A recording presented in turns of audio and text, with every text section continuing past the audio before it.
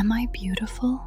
Ladies and gentlemen, today I invite you to step into a story that is at once chilling, thought-provoking, and deeply revealing about human nature.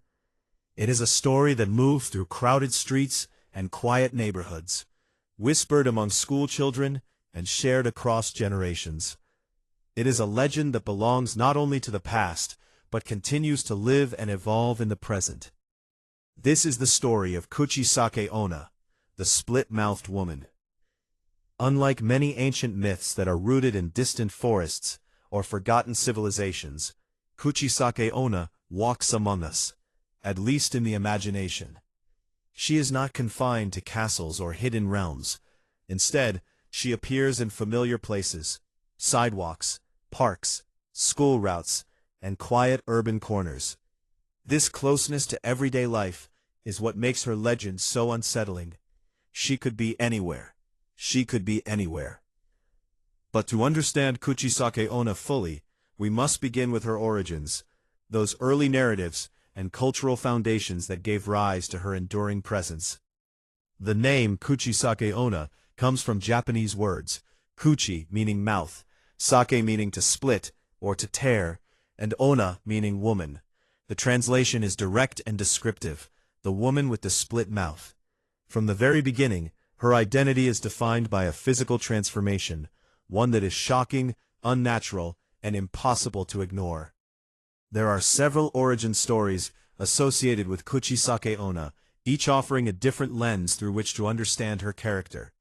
One of the most widely known versions traces her back to the Edo period of Japan, a time marked by rigid social structures, strong codes of conduct, and clearly defined roles, particularly for women. In this version, Kuchisake Onna was once a beautiful woman, admired for her appearance. Beauty in many societies has long been associated with value, status, and identity. However, her beauty also becomes the source of her downfall. She is said to have been unfaithful to her husband, a samurai, a figure associated with honor and discipline. Upon discovering her betrayal, he reacts with extreme violence, slashing her mouth from ear to ear, and asking, "Who will think you are beautiful now?" This moment is critical. It is not only an act of physical violence, but also a symbolic destruction of identity. Her beauty, once her defining trait, is taken from her in a brutal and irreversible way. In death, or perhaps in transformation, she becomes something else, a spirit driven by anger, humiliation, and a need for validation. From this origin, we can see how Kuchisake Onna embodies themes of jealousy, punishment, and the consequences of societal expectations. Her story reflects a world in which appearance holds immense power and where deviation from norms can lead to severe consequences. However, this is only one interpretation. Another perspective places the rise of Kuchisake Onna not in distant history, but in more recent times, particularly in the late 20th century. During the 1970s, Japan experienced a wave of urban legends spreading rapidly among children and teens. Reports of a mysterious woman wearing a mask and approaching individuals with a strange question began to circulate. Schools issued warnings. Parents cautioned their children. Police even increased patrols in some areas. Whether or not these events were based on real encounters is less important than the effect they had. A legend became a shared experience, a collective narrative that spread through fear and curiosity. This modern resurgence transformed Kuchisake Onna into what we now recognize as an urban legend, a story that evolves within contemporary society, adapting to current environments and concerns. In this form, she wears a surgical mask, something entirely normal in Japanese culture.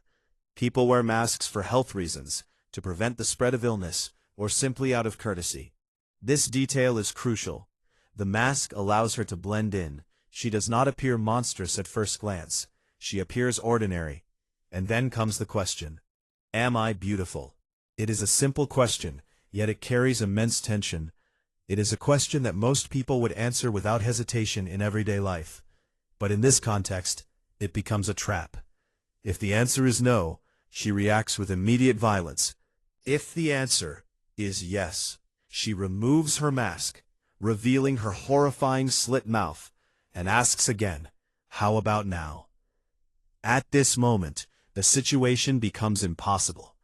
There is no safe answer. Honesty leads to danger. Politeness may be interpreted as mockery. Silence may provoke anger. The victim is caught in a paradox, where language itself fails. This structure is one of the most powerful elements of the legend. It creates fear, not just through imagery, but through interaction. It forces the listener to imagine themselves in that situation, to consider what they would say, how they would respond. Over time, variations of the story have emerged. Some suggest that offering ambiguous answers, such as "you are average," may confuse her long enough to escape. Others claim that throwing candy or money can distract her. These additions reflect the evolving nature of folklore, as communities adapt stories to include strategies for survival. But beyond the surface details, what does Kuchisake Onna represent? One interpretation focuses on societal pressure and the concept of beauty. Her repeated question, "Am I beautiful?" reveals an obsession with appearance and validation. Beauty is not just a personal trait, it is something that must be confirmed by others. Her transformation from admired woman to feared figure highlights the fragility of identity when it is tied too closely to external perception. Her story also reflects the fear of disfigurement and the loss of self. The face is central to human identity. It is how we recognize one another, how we express emotion, how we present ourselves to the world.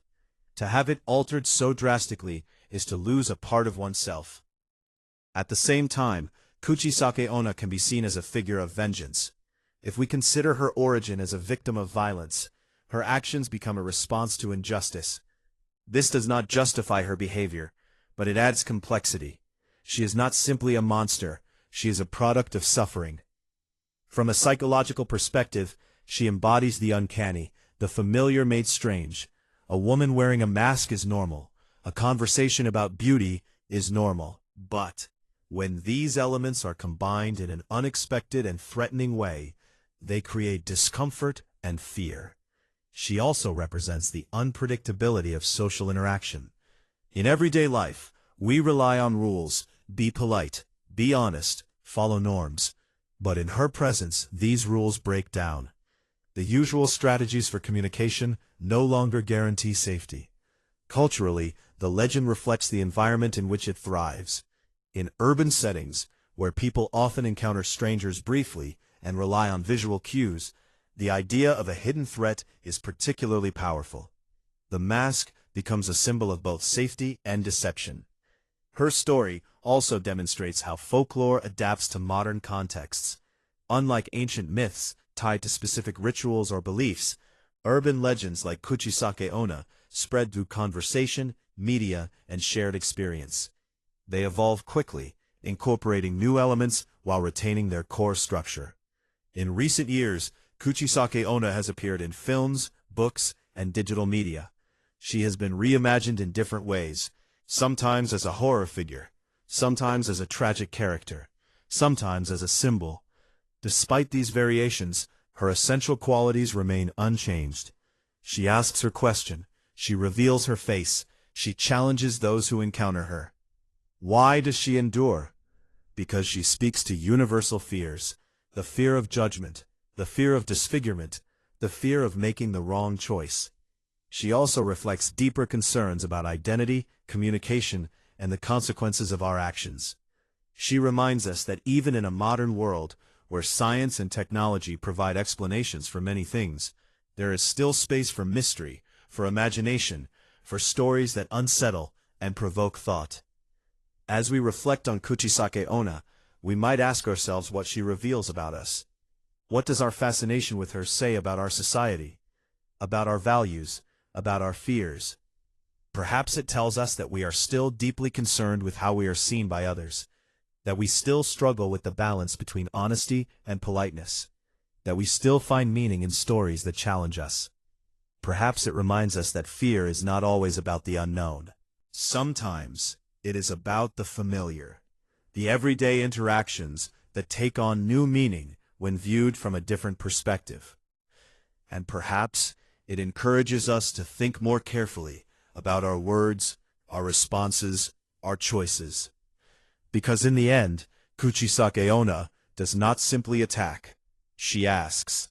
She asks a question that seems simple, but reveals complexity. A question that forces a decision. A question that reflects something deeper about human interaction. Am I beautiful?